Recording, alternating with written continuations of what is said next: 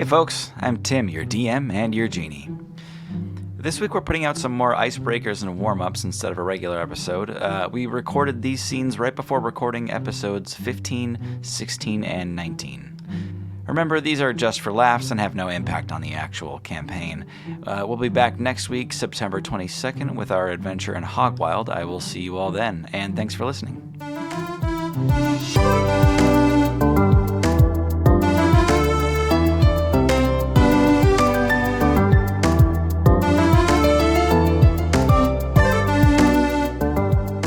What would your character's LinkedIn profile skills be? Yeah, what are your marketable skills? Just describe your whole profile. Hold on, okay. Microsoft Word. Sell yourself in an interview setting. What's the job? The job is taking suggestions. Sales. Melon sales. Melon sales. Melon sales. Yeah, melon sales. Please tell us, Mr. Engelbert, what would make you an ideal candidate for a melon salesman? Well, I know a lot about melons. Big ones, small ones, cantaloupes.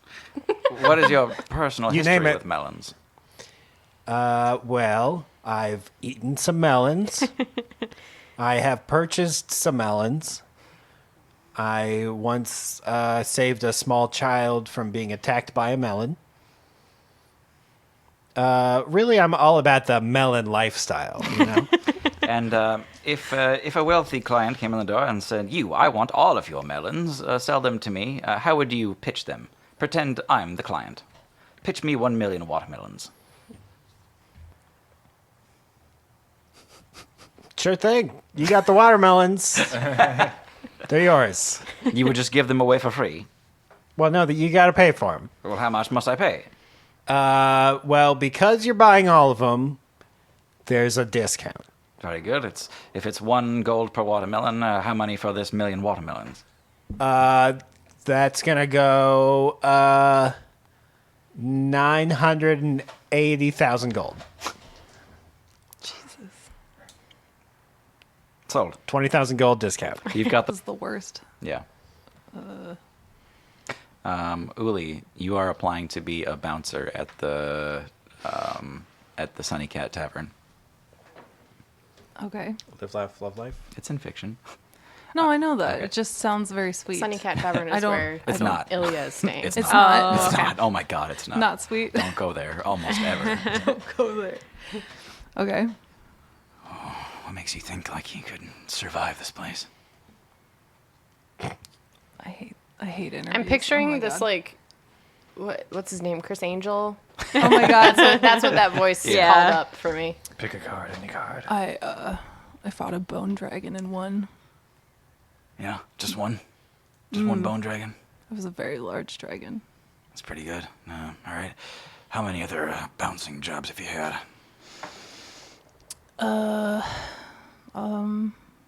I've never actually had a bouncing job, but I'm a wandering adventurer, mercenary adventurer. Tell me this. You Yeah. ever drink on the job? Only if you're buying. That's a pretty good answer. How would you stop an invisible gnome from sneaking into this tavern? It's a daily occurrence. I have vast knowledge of gnome whereabouts, and I just have a sixth sense. You always kind of know where they are. Oh my God. Yeah. How hard can you punch? I punch him. You got the job. This hard. So, Mr. Snack, what makes you think that you're a good fit for the Midtown Barbershop? Do you have any experience cutting hair of any kind? Of course, I have removed hair. I have removed other body appendages of various sizes. Very good. When you say remove hair, though, what exactly do you mean? In what way did you remove it? What tools did you use for I removing? used a very sharp knife that I also used to intimidate others. And I hold it out and shine it around. A knife like this? Like a razor blade? Like a straight razor? I do not see any use for that when I have this. And I Okay. hold the knife even higher. Okay, let's put the knife down. Okay, let's talk about customer service. What is your experience with customer service? I already serve a great, powerful dragon. I do not serve others. Okay, well, if customers come in, we'll need to serve them. If you need to be kind to someone, how do you show kindness? Yes, I go up to them and I rub their arms sensually and compliment them on their various features that spot Oh, did my you? interest. You were a masseuse before. You didn't put it here on the form. Right, yes. Masseuse. Well, anything else you want to say, Snack?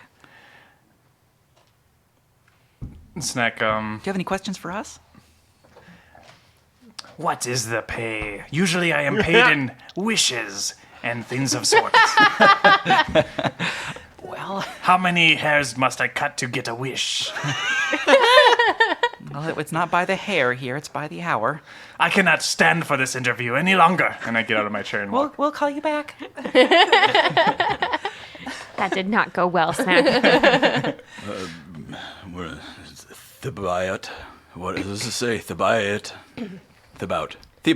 Thebaut. What makes you think you are a great fit for the Midtown butcher shop? Yes, I'm so sorry, but my name is Tibio. To be what? Tibio. To be you? It's okay. I believe I would be a good fit for the butcher shop because I know how to remove bones from the flesh. Oh, good. Boning. Yeah. We're gonna need somebody in boning, definitely. What about portioning? Do you know your flanks from your ribs? I have vast anatomical knowledge. That's fantastic. It does sound like you would be a good fit. One concern though. Here, pick up this cleaver. Hold that as high as you can.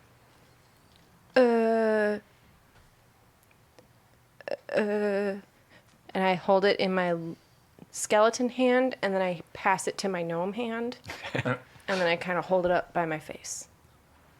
Okay. Well. And it's kind of drooping because it's heavy. Yeah. And I got little wrists. You know what? It looks like that cleaver is just not a good match for you. I think you may be correct. TBO, what do you say about a management position? It seems like you really know your stuff. I would love to be a manager. I think that I am very good with people and I know how to communicate well, and I know that I could excel in any position that I was assigned. Very, very articulate. And what if one of the lowlies gets a little unruly, doesn't want to do the work that you assigned? How do you keep them in order? I say, you can't fire me, I quit.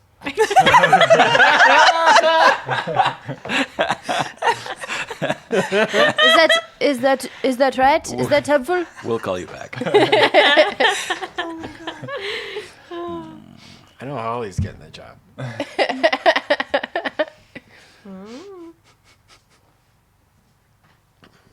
Holly is like the personification of competent. I'm a little nervous. Tim can't remember. This has been a fun one. Yeah. Interesting. Surgeon. Holly, if you're going to work at the librarium as a surgeon, there are certain. Wait, did you say surgeon? Yeah. Okay, good. I thought No, you shook sturgeon. your head. Yeah, that's what. I'm gonna go in for my fish interview. You know how to track them down now. Yeah. If you're going to work in the librarium as a surgeon, there are certain tasks which you must be able to complete. Tell me, have you ever stitched a wound? I have stitched many things. Holly Hyacinth's clothing line. Yes, I'm the founder of that brand. And we do a lot of stitching, a lot of mending, prestidigitation. I don't know any healing spells yet, but I definitely can do the neatest stitches this side of the river. Very good. No healing magic. That is a setback. How are you with blood, darling? It's fine. I mean, it's whatever. Well, we're briefly going to show you an illusion. And she shows you just a disemboweled person walking in going, help. Am I supposed to do something? No, we've got all we need at this point. Not a great reaction, but... I mean, is that normal? Because that's not. I was just here for the dead ones. Oh, you wanted to work in the morgue? Yes. I see. Well, then no need for healing magic there. That's right. Very good. How are you at filing? We have a massive filing system in our chilled morgue. Thousands of bodies. I've never done filing, but... Are you filing the bodies? Yes, we keep them forever. Oh, okay. I could do that. I do organize my clothing very well. So I think a body, just put it in some clothing and there we go. Good. And tell me, specifically, how do you organize your clothing? Is it by size or color? Oh, dear. No, it's by magical properties, of course. So, you start with your speed walking clothing and then work your way through the physical attributes. And then you get into the creative enhancements, adding some wisdom, then the charismatic enhancements, to woo a crowd, if you will. And then from there, there's body manipulation magic, a little bit of disguise. And I think I get your drift. You sort them first by the intangible, non-obvious qualities, because the obvious qualities are, obvious. Exactly. Very good. And one final question. Con artist trying to pull one over on the librarian says what? Excuse me, you're not supposed to be in here.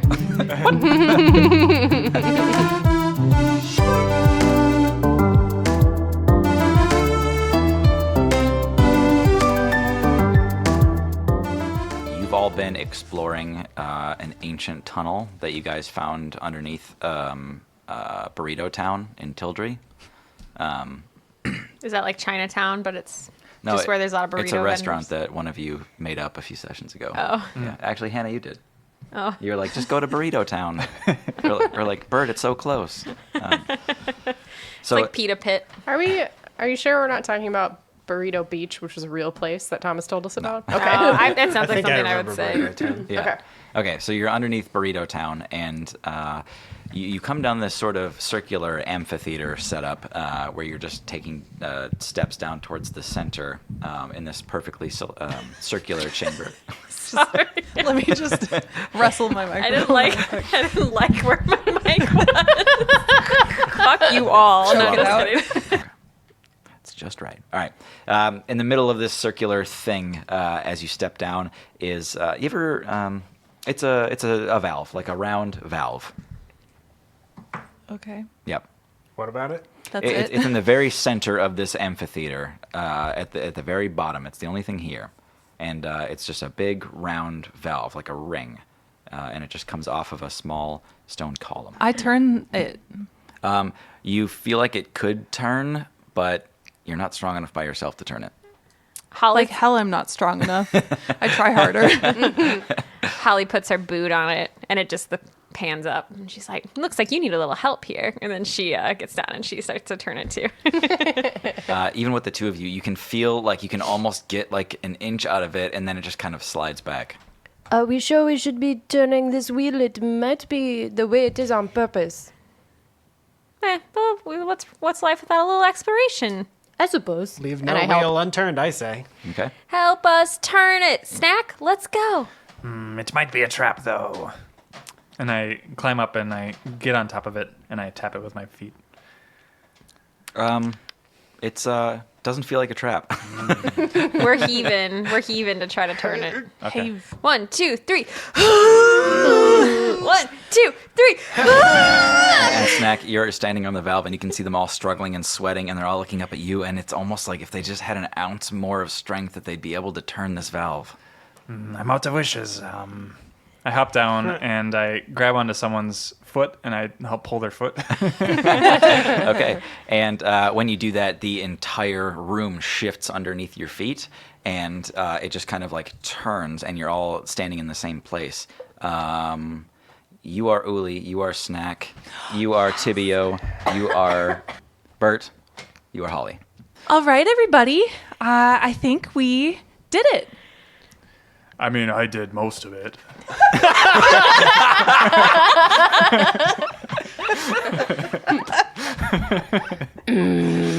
Holy Snack, you seem different. This is not right. Something seems a little fishy around here. Do you guys feel just a little bit, shorter? Bonier? I feel great. A couple pipes, you see a little glint of light, and a couple pipes in the ceiling. Some red hot lava starts flowing out down the steps towards the center of Oh, this no. amphitheater. Oh, dear. Where did Mario come from? Oh, no. That looks real bad. We better get up here. And he's got a cigar in his mouth. We gotta go. We gotta go right now. Oh my I'm god. trying to remember what you even like do. Bert like scrambles up on top of because the only thing we're like at an amphitheater and the only thing is this Yeah. like thing. Yeah. Yep. Bert like scrambles up because he's short and he like tries Yeah, to yeah. throw it. Genie, can you eat this lava? I click my heels and my shoes turn fireproof.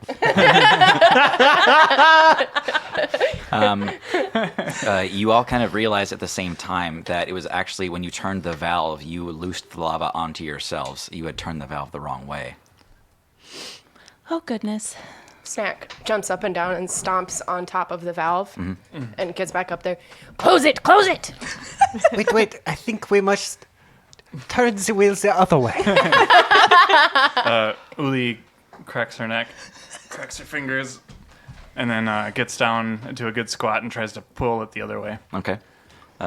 Here, let me help you with that. I will help too. I guess. I If you mean, want, I think I got it though. yeah, that seems like the right idea. Okay. You guys all hear a tremendous click, and the only lava in the room kind of solidifies and is no longer a threat. However, it clicked again the other way. Oh no. Shift again. Except we'll go the other way. Well, this just won't do. I am so sick of being somebody else. I mean, this seems fine.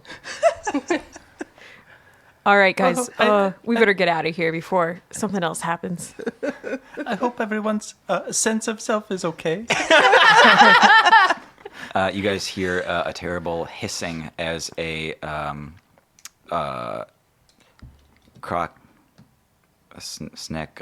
snakeadile, a giant snakeadile comes in through one large pipe. It's a snake crocodile. Oh. I'm not afraid of anything. And, I've read about these in the librarium. It's a dragon. Stand back. And I pull out my sick-looking dagger. Snack, let me help you with that. And Uli picks up Snack and he's like, ready? Count of 3. I am ready. 1, 2, 3. And it just like throw him like a little softball. Dragon, I am here to serve you. Snack, you say that flying through the air, and then you land on top of the snake gator's head, whatever I called it. Snakeadile. Snakeadile.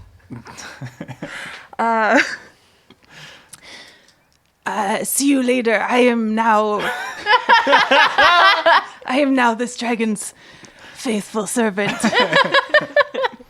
Goodbye, friends. The snakeadile says, I'm here to guide you to the place you need to be. How may I be of service, master? Genie?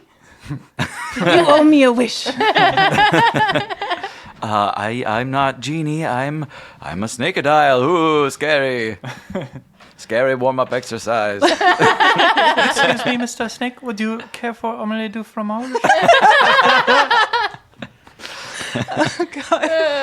It can talk. I was going to make a lovely purse out of it.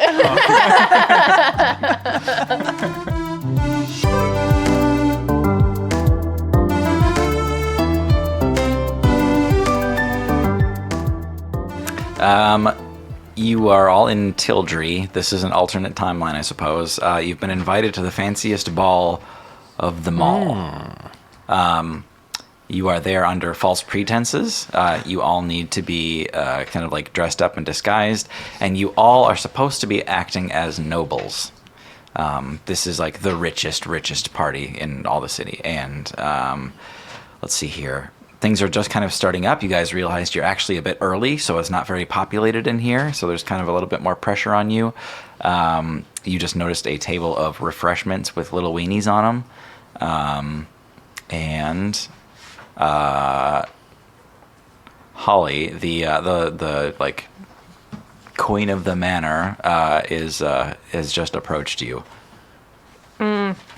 Holly's like lifting her bosom like higher in her like corset dress, and she's just like trying to plump herself up in the corner because she's like, oh, "Am I looking okay? Okay, we're good. We're all in They're there." like uneven. One of them is like folded down for some reason. Kind of fell down, and she's not used to wearing like a strapless ball gown, the deep V cut, because she's trying to just be all out there tonight.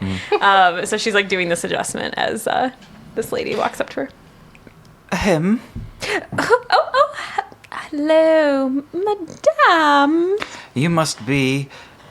Wow, what's any other Madame H name? Hyacinth. Well, you're Hannah. not supposed to be. Yeah, you must be Hannah Hyaswift. Hyacinth. Pleasure is all mine, I am sure. I was quite wondering if you would accompany me out to the gardens. I'd love to. So they walk off, and we'll go back to that in a moment. The rest of you at the snack table. I am shoving weenies in my mouth. And Uli, you see a well-dressed gentleman elf kind of like side-eye you, and then look back at one of his friends and go like, Hey, Uli, cut it with the weenies. We're trying to blend in. Yeah, people are eating them. What's wrong? You just ate an entire plate. I made sure Holly put pockets in the dress I was forced to wear, so I just load a bunch in to my pocket. Weenies. Are they covered in barbecue sauce? Sure. So Hey, Uli, are those weenies in your pocket? Yeah, you want one? Sure, I'll take a weenie from your pocket. And then I full on flinch at the guy who's making side eyes at me. he kind of like spits out some of his drink into his cup and looks away from you. And he kind of walks away with his little cohort. Ugh, it's so stuffy in here. A dwarf walks up to the table, kind of between Tibio and Snack, and he can't quite see onto the table all the little treats that are laid out there. And he says, "What have we up here? Can somebody tell me what refreshments are available?" I do a little stomp on the ground, and from deep under the earth, a few bones make their way up and form themselves into a step stool. And I say, there you go, monsieur.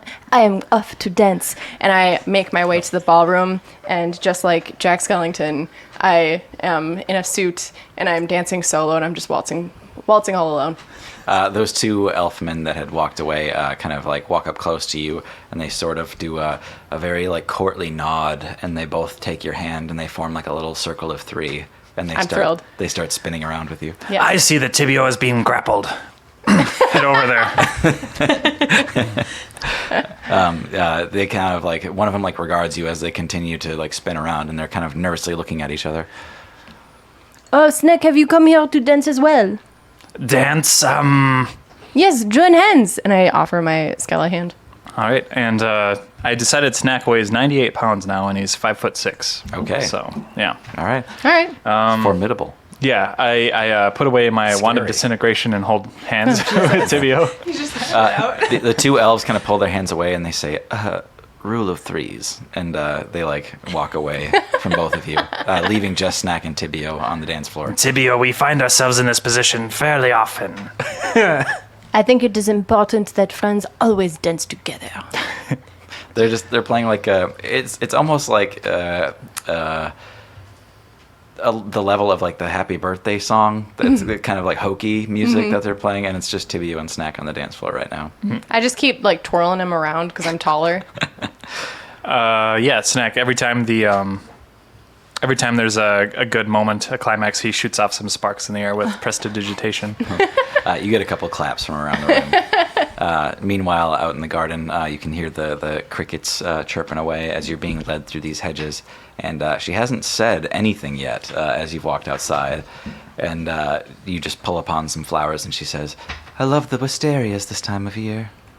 Oh, yes, lovely. And Holly, she's trying to like have a fancy accent. She sort of leans over, and her like bosom is just about to like completely spot up her dress, and she's like, so lovely. And she takes a handful of the flowers, just like a fistful, and pulls them up to her face. Are there bugs? Yeah, I mean, it's outside. There's some ants on it, and she like, Yeah. shakes the flowers off her hands and be like, lovely. She continues to walk with you for a while. And then, sorry. Henri had crawled out of her, she had a pocket in her dress, because all her dresses have pockets. Not even a question. Uli. And he like he crawled up her arm really quickly and started eating some of the ants as they were on the flowers. So She says, I don't meet many people like you. You're not from nobility, are you?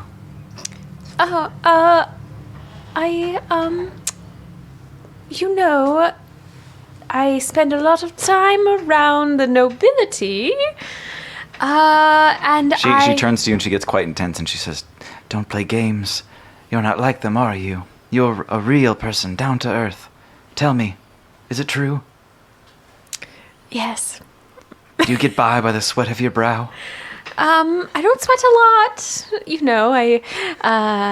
but sure, if that's what floats your boat.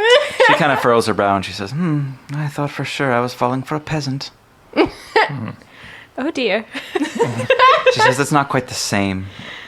And she turns and says, can I help you? As Bert walks into the scene. Hey, Hey. I was just showing Miss Hyacinth the fountain here. very nice. Hey, listen, I don't want to alarm you, but I heard that there were some poor people at this party. Oh dear, how crazy. Right? Right? Bert, we should head off now. Thank you so much for this one. We might Before the poor people find Yes, us. thank you so dearly. Come along now. And Holly grabs him by the elbow, but he's way shorter. So she's like tugging him down the path. Uli, back at the weenie table, the dwarf is too apprehensive to step on those stairs and just keeps looking at the stairs and looking back at you, kind of wondering what to do about it. And to offer release from that situation, two tall, slender elf boys approach you and they say, "Rule of threes?" I don't think you could handle me. They furrow their eyebrows at each other and they say in unison, "Oh, I think we can." No, wait, Tim, wait. Sorry, I just caught on to what you're doing. Okay, right, do it again. Oh, I think. We got it. We got it. Got it? I wanted to have it in unison, same, but we can't do it. Oh, I think you can. Oh, I think you can. Oh, I think you can. And just we'll in post. Oh, I think. Sure, just do that in overlap post. them. Do you dance with them or no? I am taken by their charms. I don't know how to dance, but I find myself led off to the dance floor. Yeah, definitely. They just kind of, before you know it, they've charmed you with their elf ways. Well, and the rule of threes dance is really more of the two people that know how to dance and one person who is swung around. Yes. Yeah. And I like side eye Tibio and Snack as I Yeah. get pulled by. I wave. They kind of like release you to Tibio and Snack, and they say, "Rule of threes." And we catch you and we swirl you around. I swirl you around. Okay. I'm thrilled. If Uli's swirling around, I think the weenies are flying out of her pocket. And as The dress kicks up, the weenies fall out. Holly and Bert are walking back in, and the little dwarf is chewing on a weenie, and he says, "Rule of threes." My pleasure, sir. Why not? And so Holly dances with a dwarf and a gnome.